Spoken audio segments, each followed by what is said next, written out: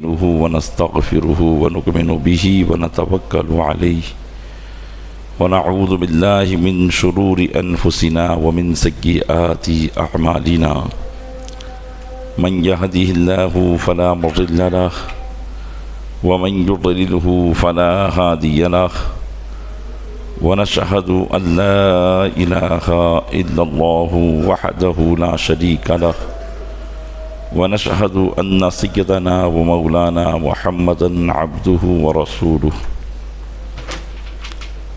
يا نساء النبي لستن كأحد من النساء إن اتقيتن فلا تخضعن بالقول فيطمع الذي في قلبه مرض وقلن قولا معروفا آمنت بالله صدق الله مولانا العظيم وبلغنا رسوله النبي الأمين المكين الكريم ونحن على ذلك لمن الشاهدين والشاكرين والحمد لله رب العالمین۔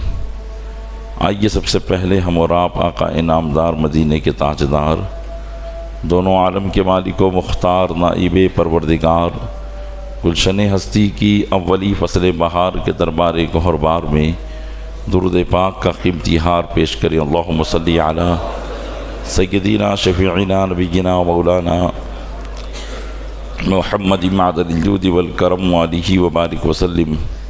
عقیدت و محبت کے ساتھ ایک مرتبہ اور پڑھیں۔ اللہم صلی علی سیدنا شفیعنا نبینا مولانا محمد معدن الجود والکرم وآلہ وبارک وسلم۔ گنبد خضرا کے تصور کے ساتھ ایک مرتبہ اور پڑھیں۔ اللہم صلی علی سیدنا شفیعنا نبینا مولانا محمد معدن الجود والکرم منبع العلم والحلم والحکم وآلہ واصحابہ وبارک وسلم صلاۃ و سلاما سرمدا دائما ابدا علیک یا رسول اللہ۔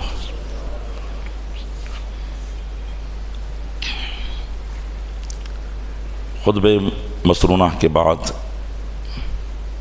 قرآن مقدس کی ایک آیت کریمہ کی تلاوت کا شرف میں نے حاصل کیا۔ اللہ تبارک و تعالیٰ نے اس آیت کریمہ میں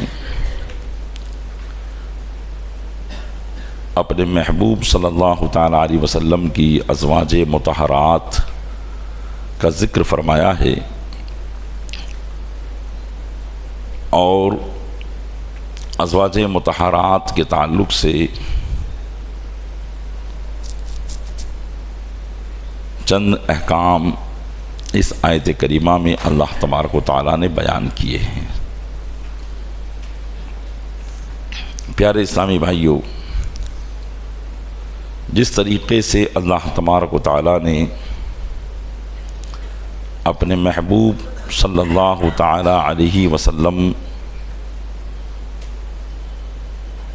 کو بے مثل پیدا فرمایا، اسی طریقے سے اس نے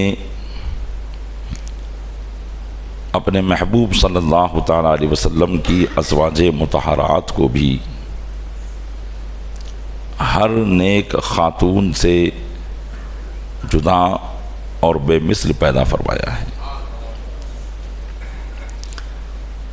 نبی کریم صلی اللہ تعالیٰ علیہ وسلم کی جملہ ازواج مطہرات یہ امت کی مائیں ہیں، جیسا کہ گزشتہ ہفتہ اس پر ہمارا بیان ہو چکا، اور اس ہفتہ بھی بالخصوص اس لیے اس موضوع کو منتخب کیا کہ آج رمضان المبارک کی 18 تاریخ ہے۔ ام المومنین عائشہ صدیقہ رضی اللہ تعالی عنہا کا یہ یوم وصال اور یوم عرس ہے۔ اسی مناسبت سے آپ کی خدمت میں کچھ باتیں عرض کرنے کی میں کوشش کروں گا۔ سب سے پہلے خطبہ مسرونہ کے بعد جو آیت میں نے تلاوت کی، اس تعلق سے چند باتیں آپ سماعت کریں۔ اللہ تبارک و تعالیٰ نے ارشاد فرمایا، یا نساء النبی لستن کاحد من النساء، اے نبی کی بیویوں، تم عورتوں میں سے کسی کی طرح نہیں ہو، نیک خواتین میں سے تم کسی کی طرح نہیں ہو، کیونکہ اللہ کے محبوب صلی اللہ تعالی علیہ وسلم سے ان کو خاص قرب حاصل ہے۔ چونکہ اس کا پس منظر یہی ہے کہ ازواج مطہرات عموماً خوشحال گھرانے کی تھیں۔ نبی کریم صلی اللہ تعالی علیہ وسلم کی جتنی بھی ازواج مطہرات ہیں، سرکار دو عالم صلی اللہ علیہ وسلم کے کاشان اقدس میں آنے سے پہلے یہ بڑے خوشحال گھرانے کی ہیں۔ نبی کریم صلی اللہ علیہ وسلم کی صحبت بابرکت سے ان کے مستفیض ہونے پر دنیاوی اعتبار سے کچھ تنگی اور فقر و فاقہ کی زندگی ان کی حیات مبارکہ میں ایسی زندگی کے دن پائے جاتے ہیں، اور یہ فقر و فاقہ خود نبی کریم صلی اللہ علیہ وسلم کا اختیاری تھا۔ اللہ کے محبوب صلی اللہ تعالی علیہ وسلم خود اس عسرت اور تنگی کی زندگی کو پسند فرمایا کرتے تھے، ورنہ اللہ تبارک و تعالیٰ نے آپ کو اپنی ساری کائنات کا مالک بنایا تھا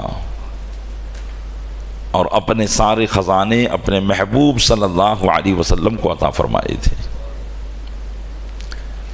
آپ چاہتے تو آپ شاہانہ کر و فر کے ساتھ زندگی گزارتے، لیکن آپ کو دنیاوی زندگی سے بڑی دوری حاصل تھی۔ خود ارشاد فرماتے ہیں کہ نہ دنیا مجھ سے ہے نہ بے دنیا سے ہوں۔ تو نبی کریم صلی اللہ علیہ وسلم کی یہ فقر کی زندگی یہ آپ کی اختیاری زندگی تھی، مجبوری اور محتاجی والی زندگی نہیں تھی۔ ماں و شما ہم اور آپ بھی کبھی کبھی تنگی کے شکار ہوتے ہیں،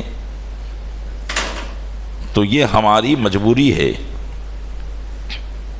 پیسہ ہمارے پاس نہیں ہے، مال و دولت کی کثرت ہمارے پاس نہیں ہے، اور ہم کبھی ایسی زندگی گزارنے پر مجبور ہو جاتے ہیں کہ خوشحال طریقے سے اپنی خواہشات کو پورا نہیں کر پاتے،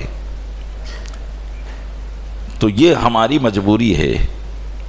لیکن اللہ کے محبوب صلی اللہ تعالی علیہ وسلم کے گھر میں 2 ماہ تک چولہا جلنے کی نوبت نہ آئے، اور گھر والے صرف اور صرف کھجور اور پانی پر گزارا کرے، تو یہ آپ کی مجبوری نہیں ہے بلکہ یہ آپ کا اختیار ہے۔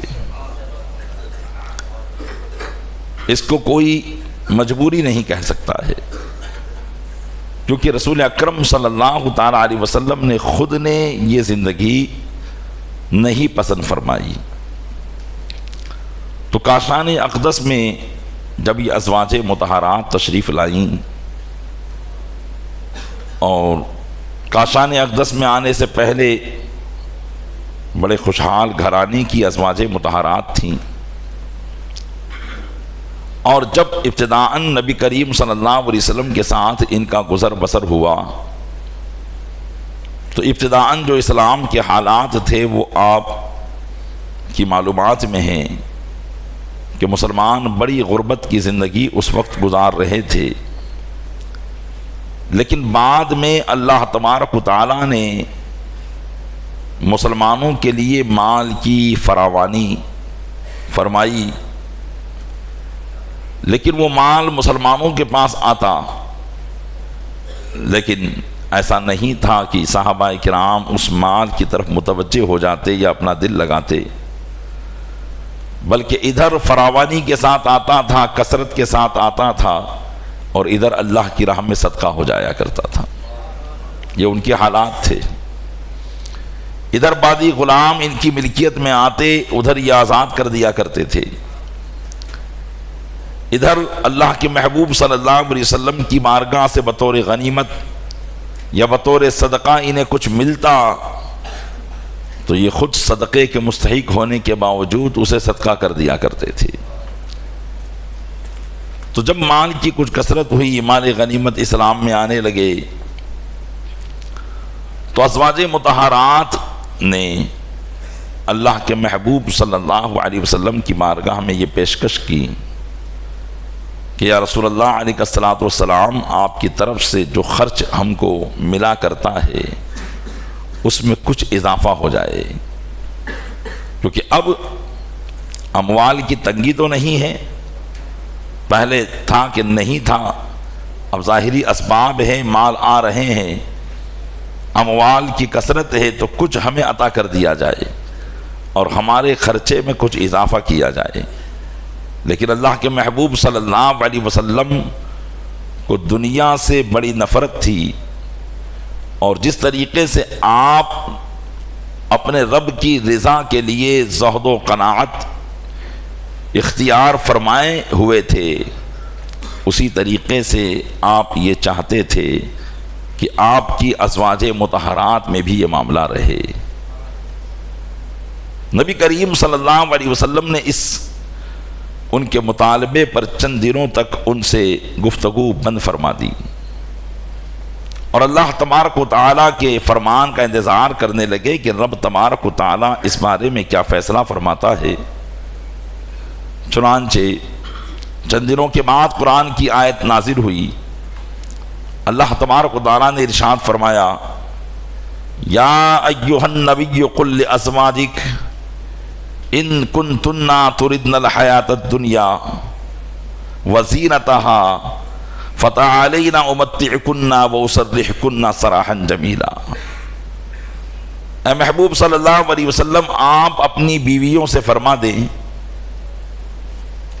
کہ اگر تم دنیا اور دنیا کی زیب و زینت چاہتی ہو، تمہیں یہ چاہیے کہ دنیاوی عیش و آرام ملے، مال و دولت ملے، ان کنتن تردن الحیاۃ الدنیا وزینتها، اگر تم دنیاوی زندگی اور اس کی زینت چاہتی ہو، فتعالینا، تو آؤ، میں تمہیں خوب برتنے کو دے دوں، جو تمہارا مطالبہ ہے دے ڈالوں، لیکن وَأُسَرِّحْكُنَّ سَرَاحًا جَمِيلًا، اور تمہیں اچھی طرح سے چھوڑ دوں۔ نبی کریم صلی اللہ علیہ وسلم نے دو چیزوں میں اپنی ازواج مطہرات کو اختیار دیا جو اللہ تعالیٰ نے ارشاد فرمایا تھا، اس لیے کہ آقا صلی اللہ علیہ وسلم کے گھر میں رہے اور مال و دولت رہے۔ یہاں تو حال یہ ہے کہ وقت وصال ہے، ام المومنین سے پوچھا جا رہا ہے کہ کیا میری ملکیت میں کچھ دنیا کا مال ہے؟ عرض کی گئی یا رسول اللہ کچھ درہم ہیں۔ فرمایا فوراً صدقہ کر دو، کہ اللہ کے نبی کی یہ شان نہیں ہے کہ وہ اس حال میں اپنے رب سے ملے کہ اس کی ملکیت میں دنیا کا کوئی ساز و سامان ہو۔ وصال سے پہلے سب کچھ صدقہ کر دیا جاتا ہے، تو پھر بھلا دنیاوی زندگی میں یہ کب پسند ہو کہ ازواج مطہرات کے ساتھ زندگی بھی ہو، اور جس دنیا سے نبی کریم صلی اللہ علیہ وسلم نے نفرت فرمائی ہو وہ دنیا آپ کے گھر میں بھی ہو۔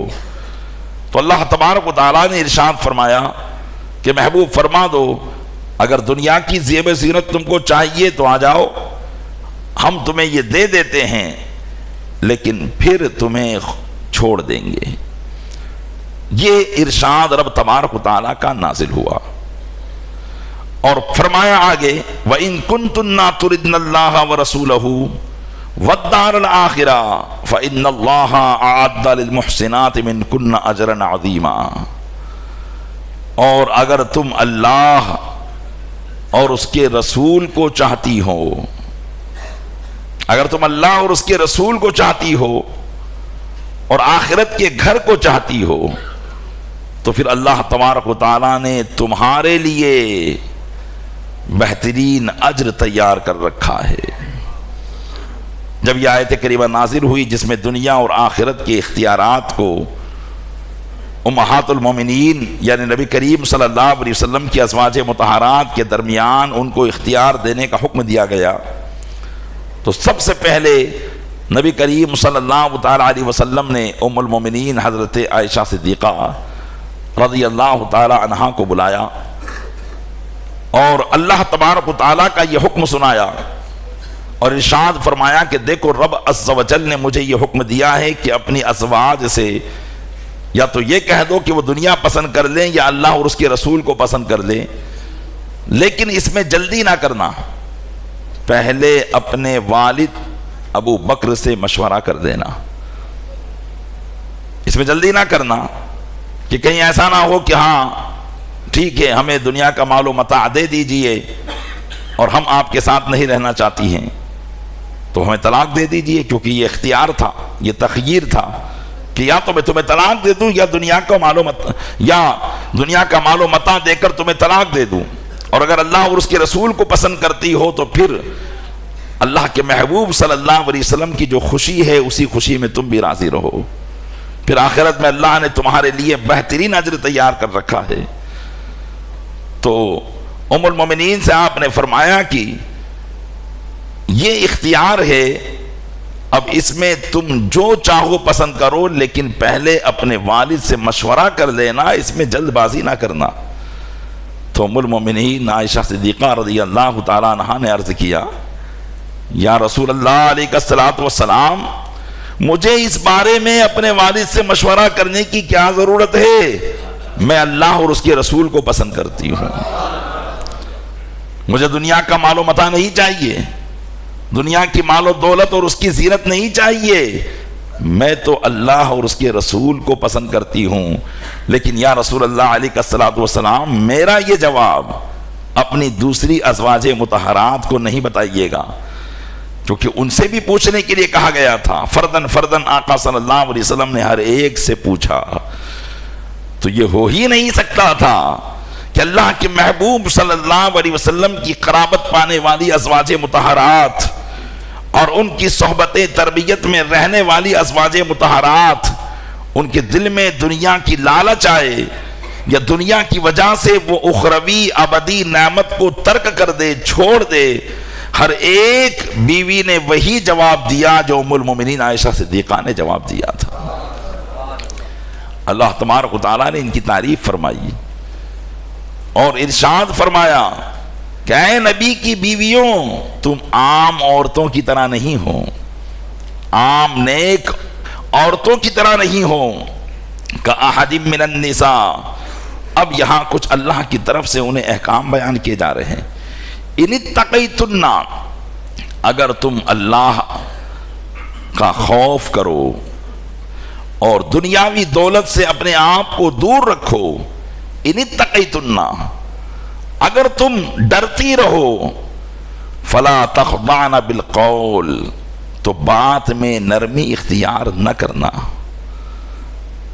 بات میں نرمی اختیار نہ کرنا، یعنی یہاں یہ حکم دیا جا رہا ہے کیونکہ امہات المومنین ہیں، اللہ کے محبوب صلی اللہ علیہ وسلم کے گھریلو حالات اگر کوئی مسلمانوں میں رسول اکرم صلی اللہ علیہ وسلم کے بعد بیان کرے گا تو یہ کون بیان کرے گا؟ یہ امہات المومنین بیان کریں گی، اور ان میں بالخصوص ام المومنین عائشہ صدیقہ رضی اللہ تعالیٰ عنہا بیان کریں گی، کیونکہ اللہ کے محبوب صلی اللہ علیہ وسلم سے جو علم کا معاملہ ام المومنین عائشہ صدیقہ کو حاصل ہوا وہ دیگر ازواج مطہرات کو حاصل نہ ہوا۔ اس کی وجہ یہ تھی کہ آپ نو عمر بھی تھی اور ذہین و فتین بھی تھی۔ اللہ تبارک و تعالیٰ نے حضرت ام المومنین عائشہ صدیقہ رضی اللہ تعالیٰ عنہا کو بے مثال ذہین بنایا تھا۔ 2210 حدیثیں ام المومنین عائشہ صدیقہ رضی اللہ تعالیٰ عنہا خود اکیلی روایت کرتی ہیں۔ یہ اللہ تعالیٰ نے اپنے محبوب صلی اللہ علیہ وسلم کی محبوب صلی اللہ علیہ وسلم کو عطا فرمایا تھا۔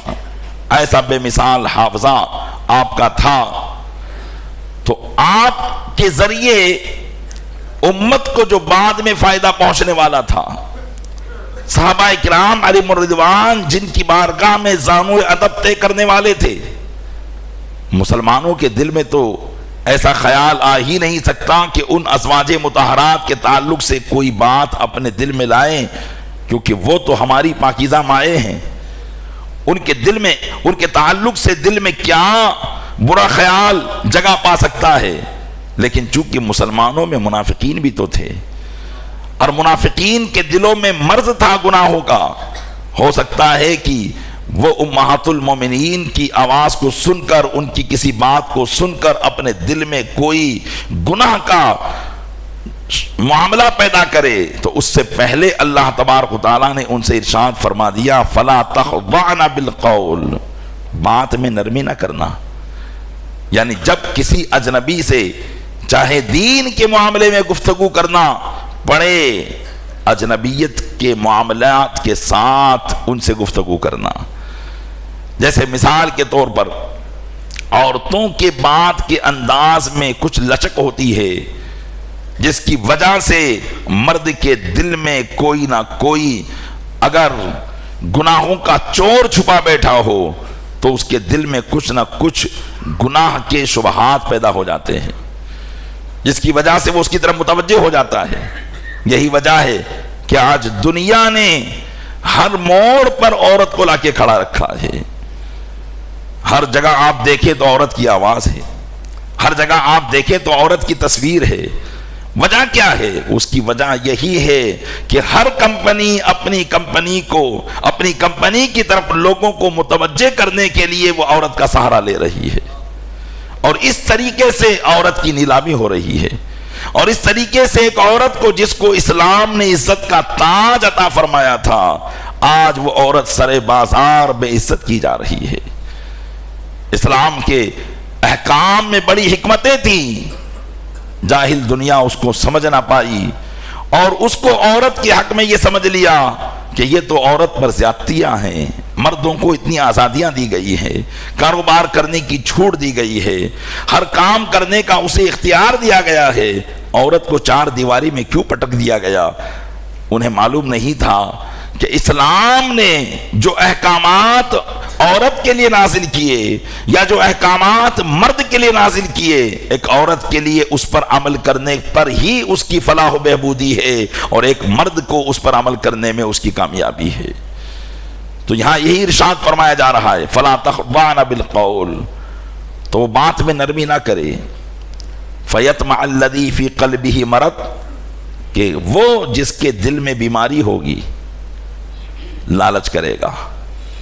فَيَطْمَعَ الَّذِي فِي قَلْبِهِ مَرَضٌ، کیونکہ وہ جس کے دل میں کوئی بیماری ہوگی لالچ کرے گا کہ عورت کی نرم و نازک آواز سن کر، خوبصورت آواز، لچکدار انداز جو عورت کے بولنے میں ہوتا ہے، تو دل میں دل کا روگی، جو دل کا بیمار ہوگا، وہ لالچ کرنے بیٹھ جائے گا۔ تو ارشاد فرمایا امہات المومنین کو وَقُلْنَا قَوْلًا مَعْرُوفًا، اور بات اچھی کہیں۔ یہ امہات المومنین کو بالخصوص حکم کیا گیا، اور ان کے توسط سے تمام مسلمان کی عورتوں کو اس بات کی طرف توجہ دلائی گئی ہے کہ انہیں بات کیسے کرنا ہے۔ جب کسی اجنبی سے بات کرنا ہو جس کا نکاح اس سے حرام نہیں ہے، چاہے وہ اپنا سگا رشتہ دار ہی کیوں نہ ہو، سگا چچا کا بھائی یا ماموں زاد بھائی یا خالہ زاد بھائی کیوں نہ ہو، اس سے بات کرنے میں وہ اجنبیت اختیار کرے، وہ اکھڑا پن اختیار کرے۔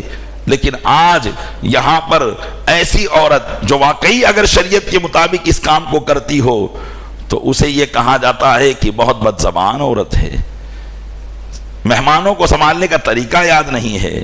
یہاں اس عورت کو اچھا سمجھا جاتا ہے جو آپ کے مہمانوں سے آ کر مصافحہ کرے، اس کے سامنے آ کر بیٹھ جائے، اس کو بہترین طریقے سے پانی پلائے، اس کے ساتھ لچکدار گفتگو کرے۔ یہ ایک مرد کی شرم و حیا کا جنازہ ہے کہ جو اپنے سامنے اپنے گھر کی خواتین کو کسی مرد اجنبی کے سامنے اس قدر بے تکلف اور برے انداز میں گفتگو کرتے ہوئے دیکھتا ہے، لیکن اس کے دل میں بجائے نفرت کی خوشی پیدا ہوتی ہے پیارے اسلامی بھائیوں، یقیناً آج جو برائیوں کا دروازہ کھل رہا ہے اس کی وجہ یہی ہے کہ ہم نے اپنے احکام کو چھوڑ دیا ہے، اسلام کی تعلیمات کو چھوڑ دیا ہے۔ بہرحال بات میں ادھر نہیں لے جانا چاہتا، میں ام المومنین کے تعلق سے چند باتیں آپ سے کرنا چاہتا ہوں۔ یہ ضمناً چند باتیں آ گئی، میں نے عرض کر دی، اللہ تعالی ہمیں ان باتوں پر عمل کرنے کی توفیق عطا فرمائے۔ تو یہ نبی کریم صلی اللہ علیہ وسلم کی ازواج مطہرات کے حالات تھے۔ اللہ تبارک و تعالیٰ نے اپنے محبوب کی زبانی ان کو دنیا اور آخرت میں اختیار دلوایا، تو ان ازواج مطہرات نے دنیا کو اختیار نہ کیا بلکہ اللہ اور اس کے محبوب کو اختیار کیا، دار آخرت کو اختیار کیا۔ اب دیکھیے اس کا اثر کیا ہوا۔ ایسا نہیں کہ صرف کہہ دیا کہ ہاں ہمیں تو اللہ اور رسول پسند ہے۔ جیسے میں اگر آپ سے سوال کروں، اور میں خود بھی اس میں شامل ہوں، اگر ہم یہ سوال کریں اپنے آپ سے کہ تمہیں کیا پسند ہے، دنیاوی زندگی پسند ہے یا اللہ اور رسول پسند ہے، تو ہم اپنی زبان سے کہیں گے نہیں ہم کو تو اللہ اور رسول پسند ہے۔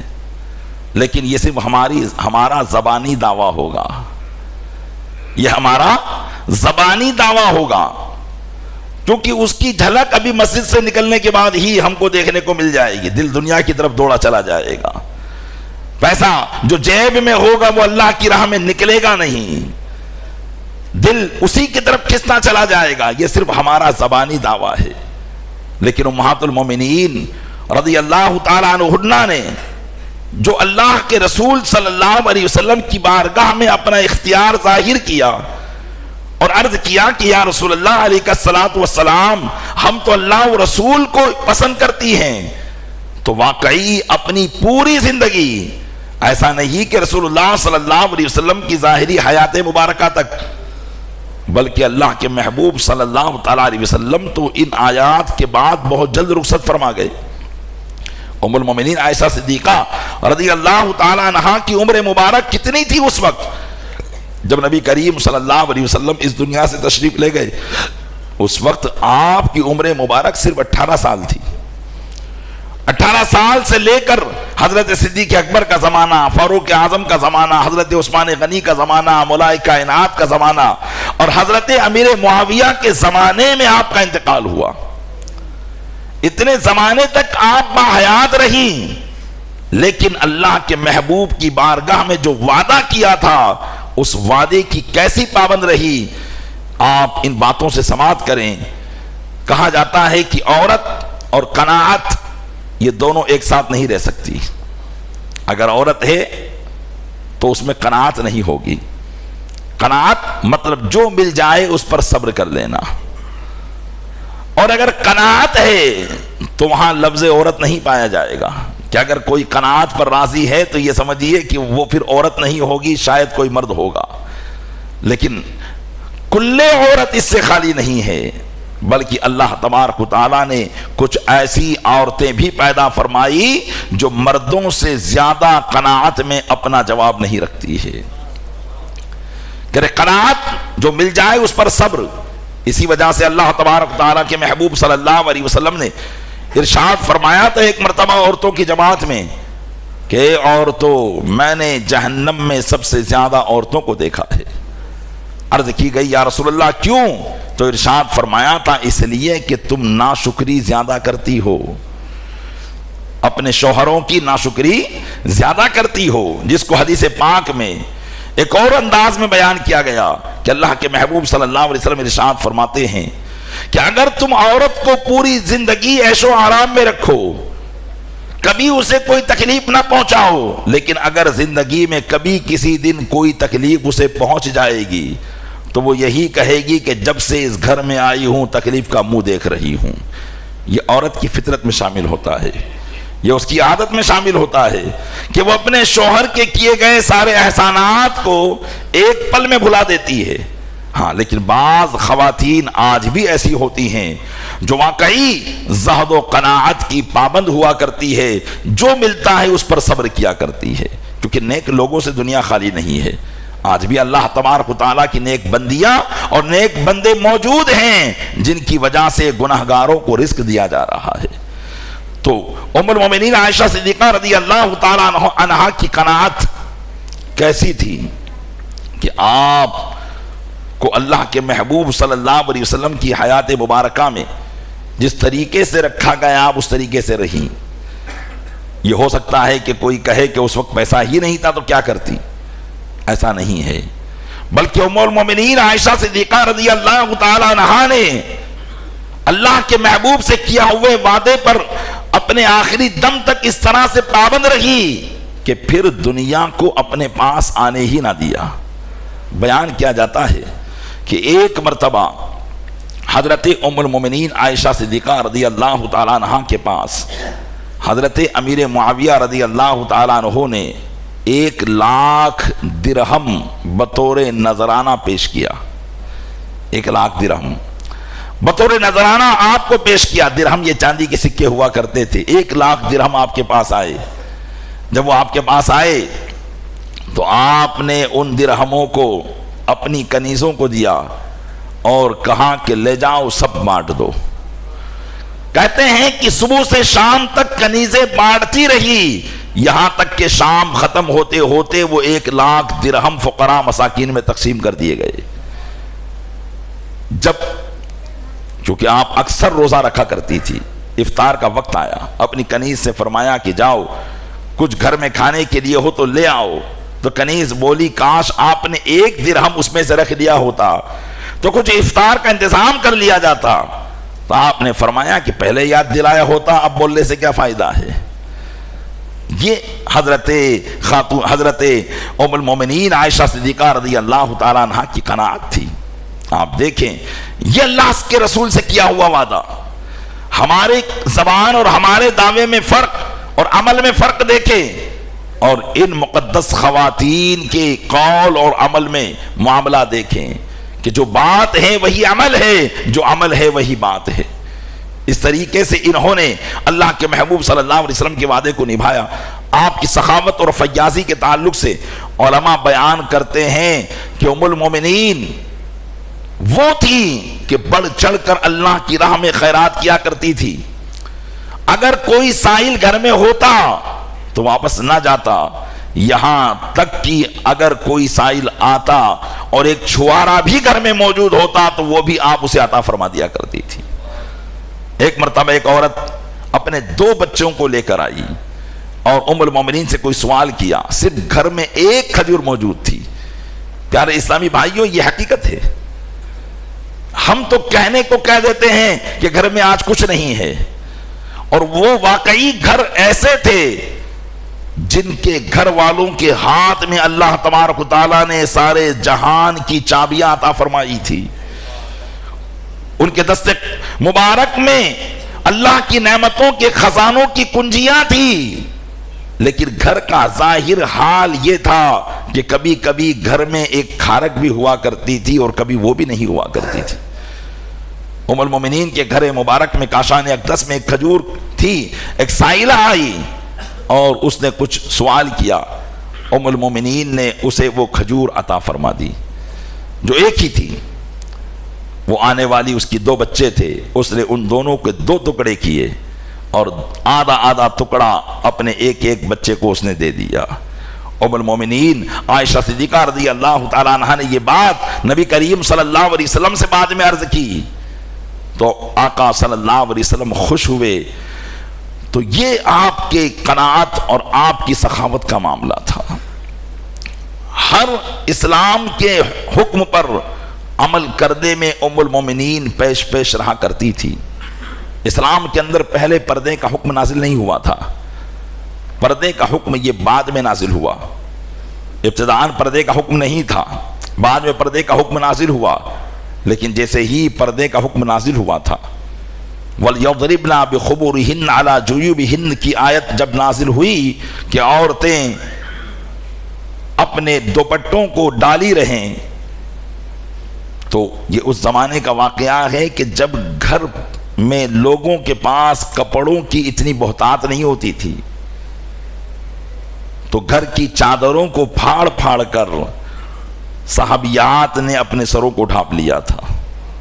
اور آج کپڑوں کی بہتات ہونے کے باوجود ہمارے گھروں کے کپڑے شارٹ ہوتے جا رہے ہیں. آستینیں چڑھتی گئی تو اب آستین ہی غائب ہو گئی ہے. ایسے حالات آج ہمارے سامنے ہیں. ہم اپنی بچیوں کو بھی دیکھتے ہیں اور یہ کہہ کے چھوڑ دیتے ہیں کہ ابھی بچی ہے. لیکن پیارے اسلامی بھائیوں، یہی تو تربیت کا زمانہ ہے. آج اگر ہم نے اس کو سکھایا ہوگا کہ ایک عورت کی کلائی بھی عورت ہے، یعنی چھپانے کی چیز ہے، بچپن سے جب اس کو سکھایا ہوگا تو بڑے ہونے تک اس کی عادت پڑی رہے گی. لیکن آج ہمارا معاملہ یہ نہیں. ہم بچپن سے اس کو ایسا ذہن دے دیتے ہیں کہ بعد میں جب اس کی آستین بڑھائی جائے تو پھر اسے یہ قید لگے کہ دوسری عورتیں تو آستین کھول کر کپڑا پہنتی ہے، ہم کیوں آستین کو جو ہے لمبی رکھے. آج اکثر و بیشتر گھر کے حالات یہ ہو گئے، اور کمپنی نے بھی کچھ ایسا ظلم کیا کہ عورتوں کے کپڑے ہی ایسے نکال دیے کہ جس میں یا تو آدھی آستین ہو یا آستین ہی غائب ہو. لیکن پیارے اسلامی بھائیوں، یہ بات تو خود ہم مردوں کے اندر ہونی چاہیے کہ ہم کو کس طریقے سے اپنے اسلام کو فالو کرنا ہے، اپنے گھر کی حیا کو کس طرح سے باقی رکھنا ہے، یہ ہمیں چاہیے. تو وہ صحابیات تھی کہ جن کے پاس کپڑا نہیں ہوتا تھا، گھر کی چادروں کو پھاڑ کر جنہوں نے اپنا دوپٹہ بنایا تھا. ام المومنین عائشہ صدیقہ رضی اللہ تعالی عنہا جب پردے کا حکم نازل ہو گیا تو سختی کے ساتھ پردے کا اہتمام کرتی. یہاں تک کہ ایک مرتبہ جب آپ کو حج بیت اللہ کا شرف حاصل ہوا اور بعض عورتوں نے آپ سے یہ کہا کہ چلیے حجر اسود کا بوسہ دے لیں، تو ام المومنین نے ان کو جواب دیا کہ مردوں میں گھسنا میرا کام نہیں ہے. آپ نے حجر اسود کا بوسہ نہ دیا. اس سے وہ عورتیں بھی سبق حاصل کریں جو عمرے کے نام پر، طواف کے نام پر آج مردوں کی بھیڑ میں گھستی ہوئی نظر آتی ہیں. اس سے بجائے طواف کا ثواب ملنے کے مردوں کے ساتھ اختلاط کا گناہ ان کے نامہ اعمال میں ہوتا ہے. ہاں، جو طواف فرض ہے یا جو طواف واجب ہے اس کو کیا جائے، اور وہ بھی اس انداز میں کیا جائے کہ مردوں سے اختلاط نہ ہو. اگرچہ دوری سے ایک ہی طواف ہو لیکن اللہ اور اس کے رسول کی رضا کے مطابق ہو تو یہی طواف اللہ کی بارگاہ میں مقبول اور محبوب ہے. اور قریب سے عورت طواف کرے اور مردوں کے جسم سے اس کا جسم ٹچ ہوتا ہو تو یہ اللہ اور اس کے رسول صلی اللہ علیہ وسلم کی مخالفت کے ساتھ طواف ہے. اسی لیے بعض امہات المومنین تو ایک مرتبہ حج ادا کرنے کے بعد، فرض کو ادا کرنے کے بعد کبھی انہوں نے حج نہ کیا کہ مردوں سے اختلاط ہوگا. یہ پردہ کا معاملہ ان کا تھا.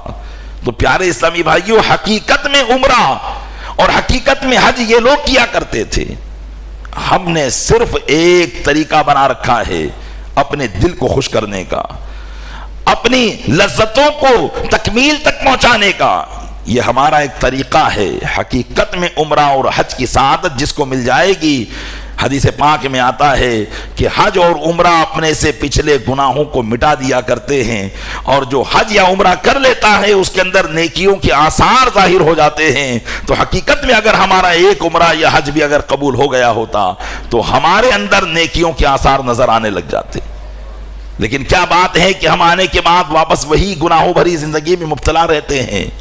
عورتیں آنے کے بعد وہی بے پردگی کی شکار رہتی ہیں.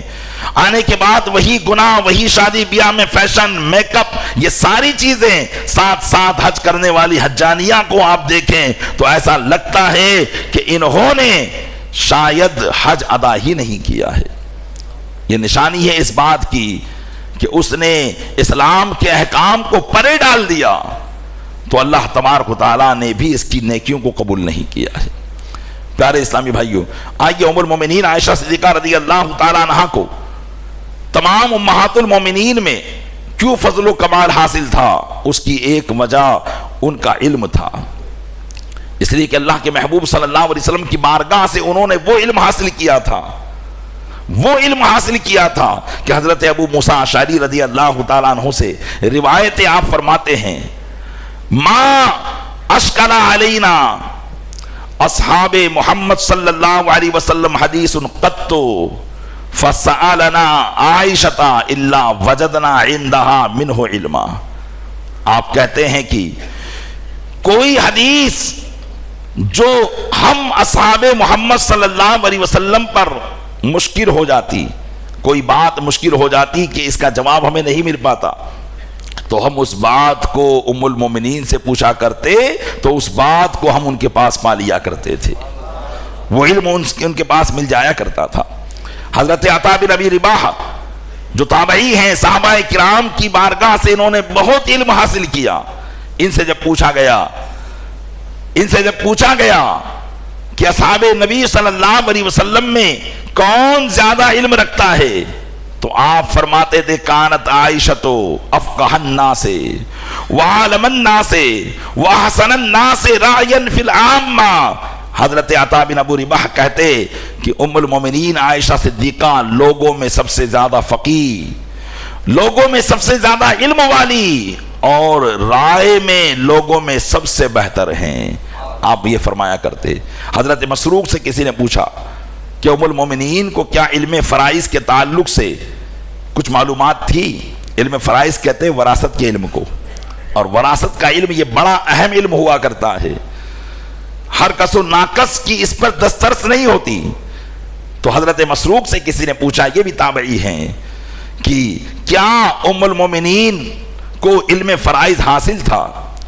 تو حضرت مسروق نے کہا اے والذی نفسی بیدی لقد رأیت مشیخۃ اصحاب رسول اللہ صلی اللہ علیہ وسلم یسألونہا عن الفرائض۔ وہ کہتے ہاں قسم اس ذات کی جس کے قبضے قدرت میں میری جان ہے، میں نے بڑے بڑے صحابہ کو دیکھا کہ وہ ام المومنین سے علم میراث کے بارے میں سوال کیا کرتے تھے، بڑے بڑے صحابہ کو میں نے دیکھا کہ وہ ام المومنین سے علم میراث کے بارے میں سوال کیا کرتے تھے۔ یہ حضرت ام المومنین عائشہ صدیقہ کا علم تھا۔ آپ مفتیہ تھی، مجتہدہ تھی، اور نبی کریم صلی اللہ علیہ وسلم کے بعد صحابہ کرام نے آپ کی بارگاہ سے بہت علم حاصل کیا ہے۔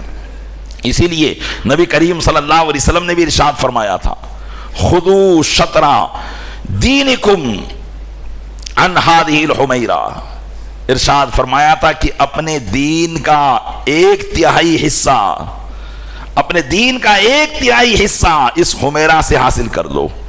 ام المومنین کو نبی کریم صلی اللہ علیہ وسلم محبت سے حمیرہ فرمایا کرتے تھے، تو فرمایا کہ اپنے دین کا ایک حصہ اس حمیرہ سے حاصل کر دو۔